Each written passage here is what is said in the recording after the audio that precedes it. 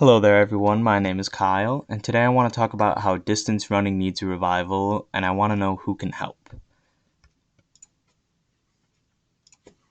So, first, I want to talk about Eliud Kipchoge, who is the greatest marathon runner to ever live.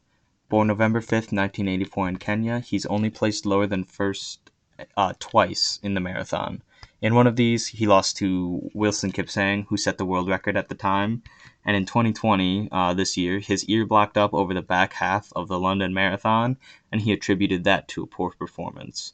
Despite that, he's never run really very slow. Just under 2 hours and or just over 2 hours and 6 minutes, excuse me, for the London Marathon, which he said was a poor performance. And his character and lifestyle is more than just being the best marathon runner to ever do it. He often talks about his training not on Strava, which is a social media we'll talk about later, but he often talks about running and training in documentary style videos. And here we can just see, one more click. Here we can just see the competition results that he has. So you can see those two lower than first place finishes, but otherwise star-studded decoration. And in that 2017 Breaking 2, he also placed first. It's just not an official race. But Kipchoge also has a bit of an alter ego, and he also has a training compound called the Global Sports Communication Center, also known as the GSC. It's their training compound where they live and do all the chores, such as mopping, cleaning the toilets, everything you would expect a man who is worth $10 million not to do. Yet he still lives this lifestyle. He believes it's better for him in the sport to do these chores, so his dedication is really unparalleled. And we also have where Kipchoge was born. You can see here, he's got some nice clothes on. This was from a GQ photo shoot in March 2020, where he wore some really cool clothes and kind of set the running world on fire just by looking so good and having all this drip, and people called him Kipchoge, and it kind of contributed to now he's releasing a clothing line called the Eliud Collection with Nike, who's the sponsor. So it's just really cool to see the development of his career and lifestyle over time as it's reached more people. He has about 1 million followers on Instagram now, so he really does have a wide range of audience, and he started almost a religious kind of belief in him to do very well at every race. London was the one time where he didn't quite reach that height. However, people still believe in him and talk about his greatness on a daily basis. And when we talk about religious kind of beliefs in a system, we can't not talk about Tin Man Elite. One of the more popular running groups, not individuals. They have about 76,000 followers on Instagram to Kipchoge's 1 million. So one could argue that maybe Kipchoge's performance or clout in the field gives him that better followers, but they do post a lot of videos and have merchandise sales, and then people just buy them up. Their merchandise generally sells out within less than 10 minutes. And their top athlete only has about 50,000 followers, Drew Hunter, who's very decorated and has broken 4 minutes in the mile before. One of the better American distance runners. However, they don't quite have the reach that Kipchoge does.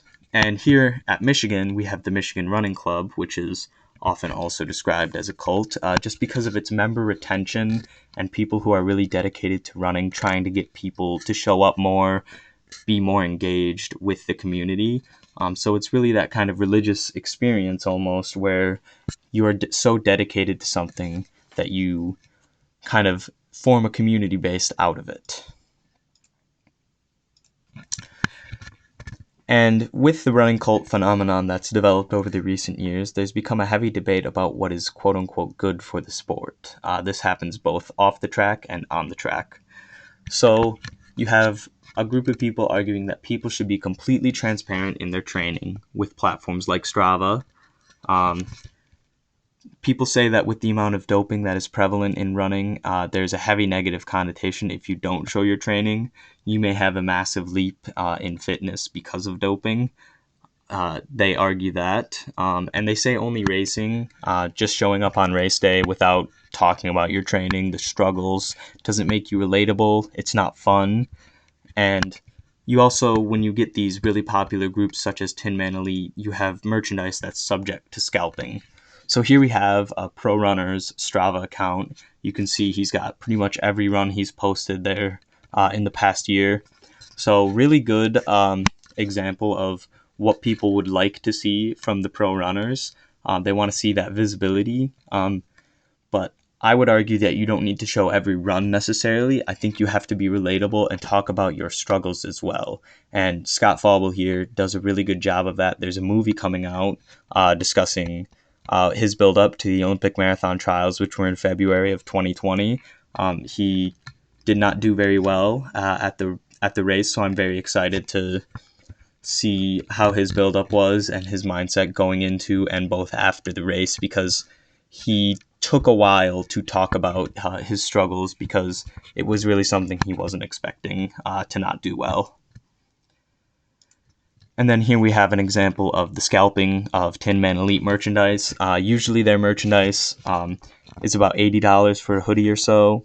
You can see here it's marked up to $145 for that and a jacket. And also these shorts, which are probably about $40, are marked up to $130. So this isn't good for the sport because people should have access to the merchandise of the brands they want without being gouged for prices. But yet we're seeing with these really popular groups, their merchandise gets bought up and then it's just sold immediately after for almost double or triple the price, which really isn't good for the sport because everyone should have equal access, especially now. So then I want to ask, why is Elliot beloved? He's both greatness in a marathoner and a person, but it's definitely his attitude and presence on social media that I think makes him beloved.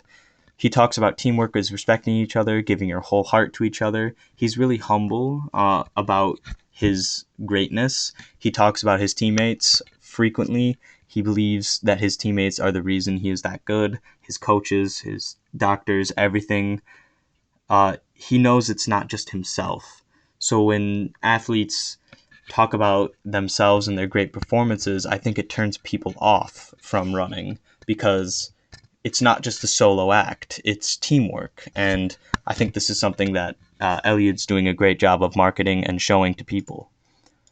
And you can see here he also promotes a healthy diet, and he says eating a healthy meal after training is crucial for me because it's the best way to recover.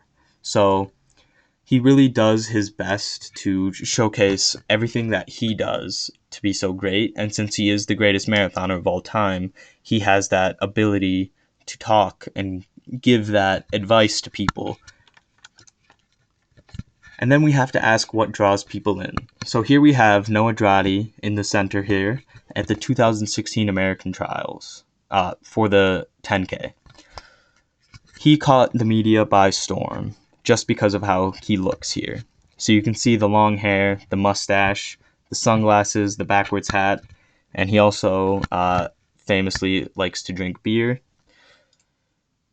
So here he is, the mustachioed beer-drinking hero who crashed the Trials 10K. Noah Droddy and his hair not only qualified for the Trials, but became the star of the show. He did not end up qualifying for the Olympics, but he really got popular because of this event.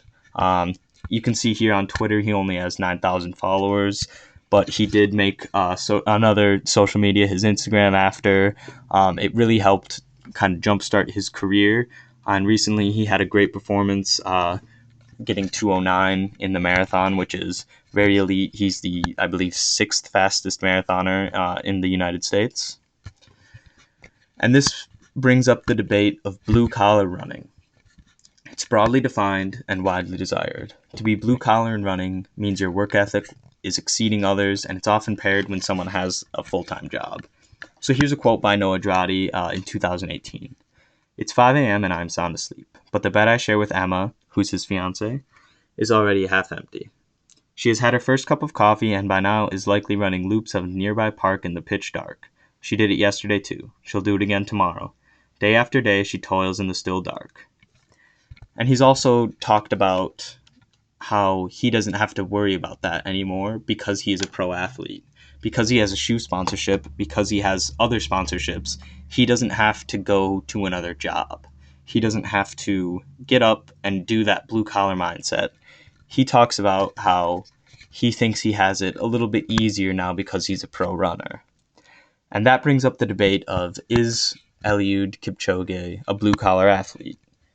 And despite all his talk of teamwork and despite the fact that he does all the chores in his house, I don't think he is, because he can dedicate his entire life to running without any worry because he has the $10 million net worth. Um, but he still chooses to live a lifestyle similar to that, but it's not quite the same, where you wake up, you run, you go to work, and then you run again. That's what really people love with blue collar running, but I don't think Eliud has that. And that brings us then to other systemic issues in the sport that come through with FlowTrack and RunnerSpace. So these two are marketed as content trying to grow the brand as opposed to mainstream outlets like ESPN. But most of their content is locked behind a paywall. You have to pay about $30 a month to access either of these. The streams are often low quality with really bad commentary, and the general consensus is that FlowTrack, specifically FlowTrack, RunnerSpace gets a little better press, but the general consensus is that FlowTrack is bad for the sport. And then you look at the mainstream outlet coverage. They cut to commercials at the most important part of a race, and they also have bad commentary, and they're put on low-tier content spaces like ESPN2. It's never the focal point, especially for distance running. And really, it's annoying when they cut to commercial, because you lose about 5 minutes of race time, and if you're watching something like a 5K, that is a third of the race that is just gone. And they don't show that content that you missed. It's just gone. You instead watch an ad for granola bars, instead of watching the race that you tuned in to watch. And where this comes through is the Marathon Project, which happened in December 2020. NBC had the coverage of it. And who was there was the best marathon athletes in the nation for the first time since February 2020.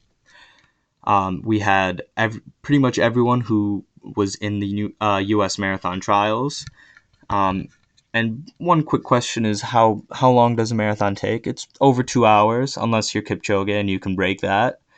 And NBC aired a 90-minute preview that cut to commercial about every 6 minutes and only showed the top finishers, not every athlete. So you can't see the development of a race if you cut right in the middle of it. You can't also cover an entire race in less time than the race takes.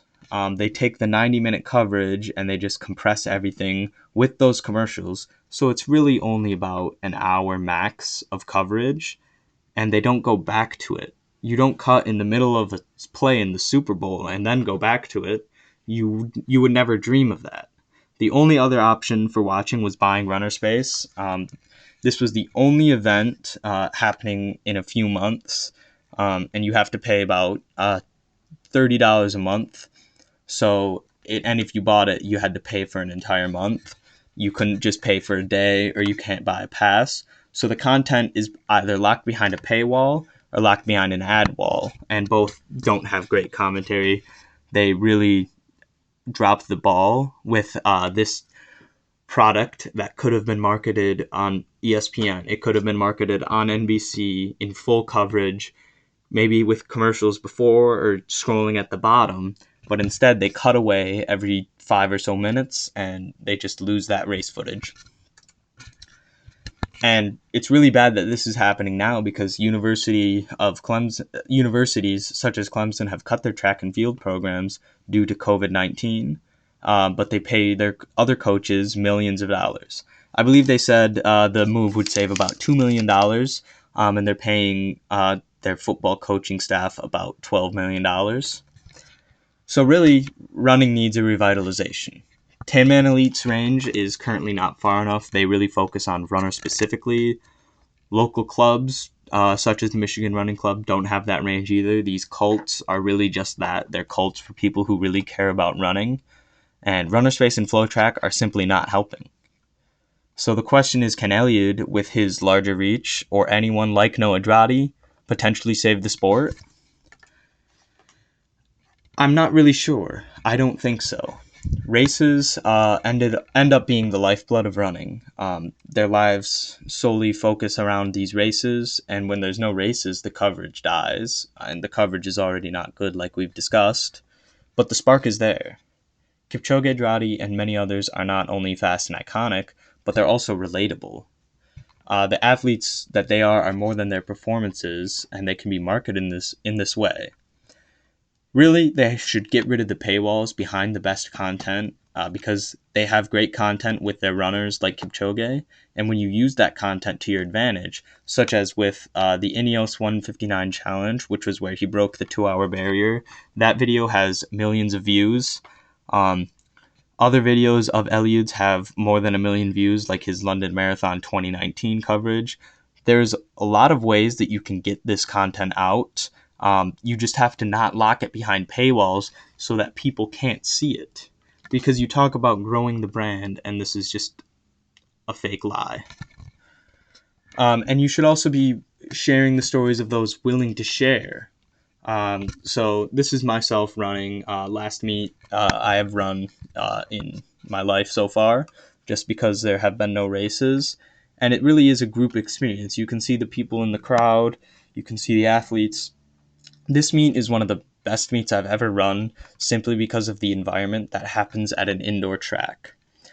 But I don't think any race coverage will come out of this just because it's a low quality club race. However, I think that the environment could be set up where FlowTrack or Runner Space could say, hey, do you guys have coverage or a favorite moment from this meet? And they could talk about that perhaps. Here we have myself with two pro athletes in October. There's Scott Fauble, who we discussed earlier, and then Rory Linkletter, who's another great athlete for Hoka. So these two guys were very willing to talk to me about training, and I'm dealing with some injuries right now. They were willing to talk to me, and I don't think media is willing to go to talk to these guys. I think they're kind of scared because there's a stigma against talking to runners because they're often so secretive. But when we have people who are willing to share their stories on Strava and their struggles, why aren't we talking to them? And then here we have a Tracksmith ad that ran actually on ESPN.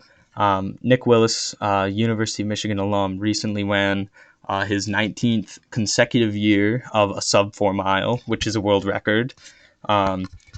So he has his story that he's also shared, where he talks about what it's like coming from New Zealand, going to Michigan, and then becoming a pro athlete for so many years and running for a long time. And in just this 30-minute ad spot, you learn a little bit about how he's committed to his consistency in training. So I think it's really easy for people to use the footage and athletes that they have. There's just a gross misuse of it currently. So, in conclusion, I think running media needs a focal shift. It needs to not lock itself behind paywalls and mystery. Whoops. Sorry about that.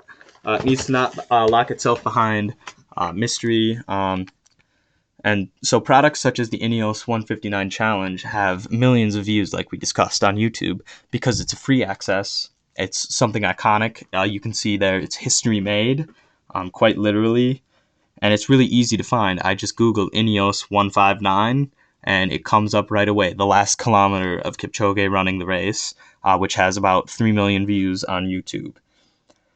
So this can allow the sport to grow. If someone just stumbles upon it, Ineos is a cycling brand, so if someone was to look at the Ineos YouTube page, they might see the 159 challenge and think, hey, what is this? And then they see Kipchoge running and breaking this barrier. That's something that can really help grow the sport. When you have athletes like Noah and Kipchoge who are willing to be so out there, you can see Kipchoge with the tall Nike socks and shoes, Droddy with the long hair and mustache, kind of taking over life. And then you have athletes like Jake Riley, who is unsponsored, one of the greatest marathon stories. He qualified for the U.S. Olympic team. really iconic stories that can be made from running. And then up at the top, you have me, less fun of a story. But then you also have club running bodies like NERCA, who do a great job of getting athletes excited about running. Media really needs to get people excited instead of locking their content behind paywalls and saying they're trying, because it's fairly obvious to tell who's trying and who's not. Thank you. Oh, there's my works cited. Thank you.